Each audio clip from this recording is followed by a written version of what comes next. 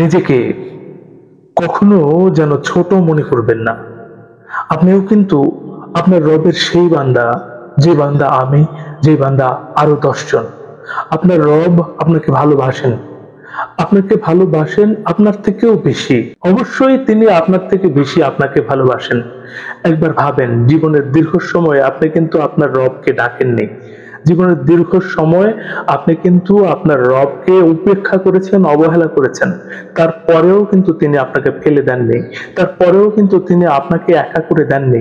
আমরা হয়তোবা মনে করি, আমরা হয়তোবা নিজেদেরকে একা অনুভব করি, কিন্তু প্রকৃত অর্থে আমরা একা নই। আমরা একা নই, কারণ আমাদের সাথে আমাদের রব আছেন, আমাদের আল্লাহ আছেন। নিজেকে ছোট মনে করবেন না, নিজেকে একা মনে করবেন না, নিজেকে অসহায় ভাববেন না। আপনি একা নন। আপনি একা নন, কারণ আপনার সাথে আপনার রব আছেন। আপনার খারাপ সময়েও তিনি আপনাকে সঙ্গ দেন, আপনার ভালো সময়েও তিনি আপনার খেয়াল রাখেন, আপনার প্রতিটা পদক্ষেপে তিনি নজর রাখেন। নিজেকে ছোট মনে করবেন না, নিজের মনকে ছোট করবেন না, নিজেকে ছোট ভাবতে যাবেন না, কারণ আপনি অতটা ছোট নন। হতে পারে এই পৃথিবীর মানুষের কাছে আপনার সম্মান একটু কম, কিন্তু রবের কাছে সবাই সমান।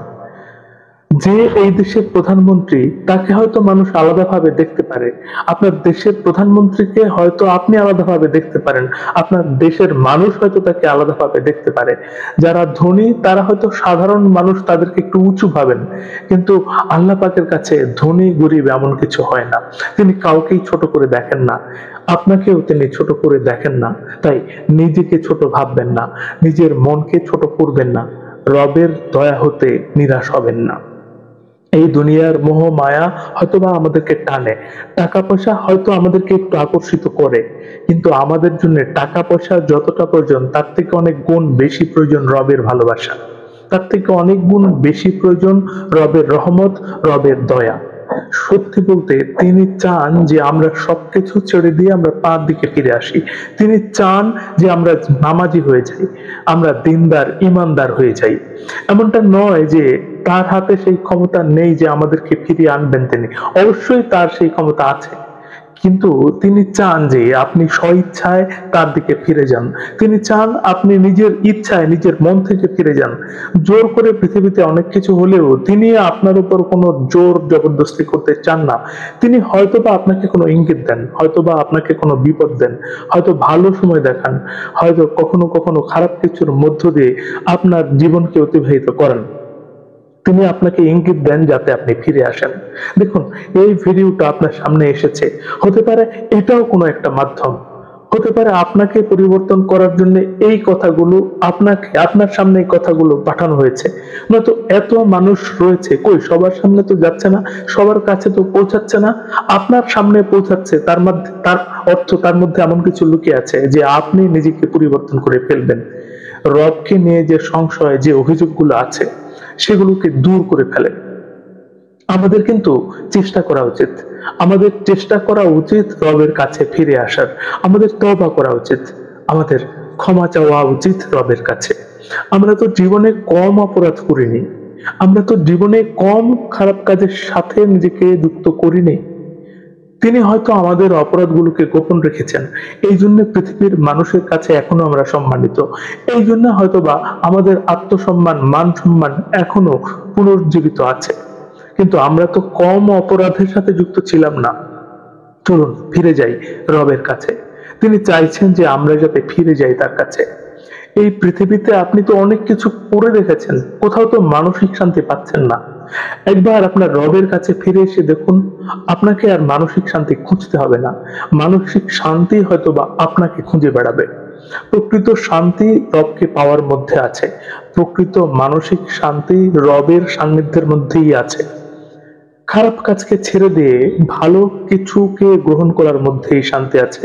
কেন এমনটা ভাববেন যে আপনার রব আপনাকে ভালোবাসে না? কেন এমনটা ভাববেন যে আপনার রব আপনাকে ক্ষমা করবেন না? অবশ্যই তিনি ক্ষমাশীল, অবশ্যই তিনি দয়ালু, অবশ্যই তিনি আপনাকে আপনার থেকেও বেশি ভালোবাসেন। বেশি ভালোবাসেন তার প্রমাণ অনেক আছে। এটাকে নতুন করে প্রমাণ করার কোনো প্রয়োজন নেই। আমরা মনে করি যে আমাদের রব আমাদেরকে ক্ষমা করবেন না। কেন ক্ষমা করবেন না? আপনি যদি তওবা করেন, আপনি যদি ফিরে আসেন, আপনি যদি রবের দিকে ধাবিত হন, আপনি যদি ভালো কাজের দিকে ধাবিত হন, আপনি যদি নামাজকে নিজের জীবনের অংশ বানান, তাহলে কেন আপনার রব আপনাকে ক্ষমা করবেন না?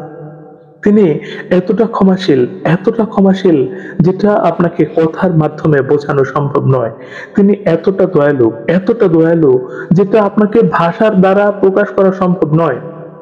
আমি আমার কথার দ্বারা তার পরিমাণ কখনোই প্রকাশ করতে পারবো না, কখনোই বোঝাতে পারবো না আপনাকে।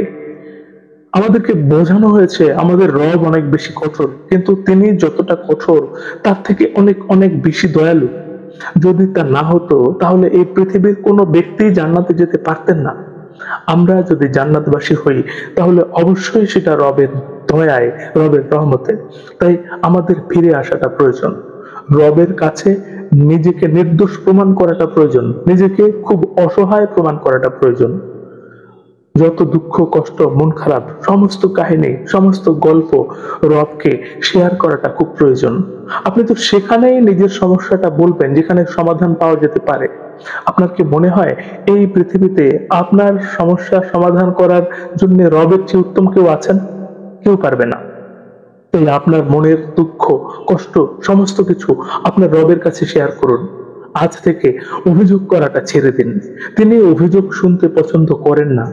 আপনি প্রশংসা করুন, দেখবেন আপনি যতটা চেয়েছেন তার চেয়ে অনেক গুণ বেশি আপনি পাবেন। আমরা হয়তোবা এক বালতি পানির জন্য কাতরাচ্ছি, অথচ আমাদের রব আমাদের জন্য সম্পূর্ণ সমুদ্র দিয়ে রেখেছেন। হয়তোবা কোনো কিছু থেকে আপনাকে বঞ্চিত করা হচ্ছে আর আপনি আপনার মনকে ছোট করছেন। হয়তোবা আপনি কোনো খারাপ কাজের সাথে যুক্ত হয়ে গেছেন আর আপনার মনকে ছোট করছেন, ভাবছেন আপনার রব আপনাকে ক্ষমা করবেন না। কেন ক্ষমা করবেন না? যদি আপনি খারাপ কাজ করার পরে আপনার মনের মধ্যে অনুশোচনা কাজ করে, যদি আপনি এমন সিদ্ধান্ত নিয়ে থাকেন যে যেটা হয়ে গেছে সেটা হয়ে গিয়েছে, এবার থেকে সমস্ত কিছু ছেড়ে দিয়ে আমি ভালো পথে ফিরে আসবো, তাহলে কেন তিনি ক্ষমা করবেন না? তিনি তো আপনার তওবার জন্য অপেক্ষা করছেন যে আপনি কবে তওবা করবেন আর নিজেকে ফিরিয়ে আনবেন। খারাপ জিনিসকে ছেড়ে দিয়ে, হারাম জিনিসকে ছেড়ে দিয়ে হালালের দিকে নিজেকে ধাবিত করাবেন। নিজের মনকে ছোট করবেন না, নিজেকে কখনোই ছোট ভাববেন না, কারণ আপনি আপনার রবের কাছে অনেক বেশি মূল্যবান।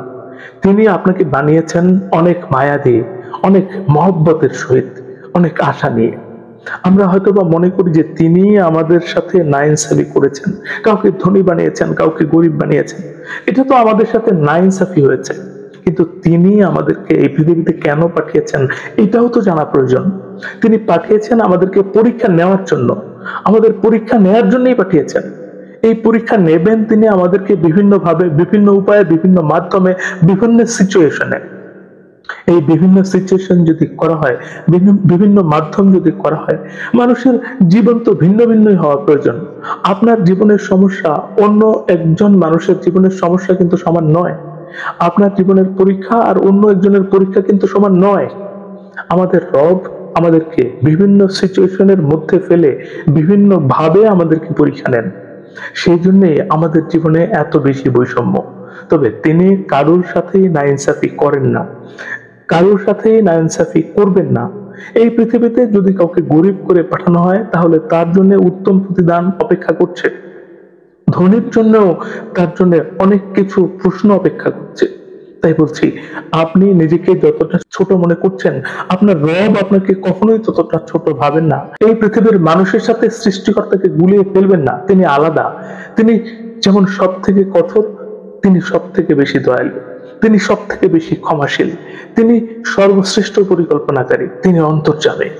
আর এই সবকিছুর সঙ্গে এটা বলাটাও প্রয়োজনীয় যে আপনি আপনার রবের কাছে অনেক বেশি দামি। আমাদের রব আমাদেরকে অবশ্যই ক্ষমা করবেন। আমরা আমাদের রবের কাছে ফিরে আসি। চলুন।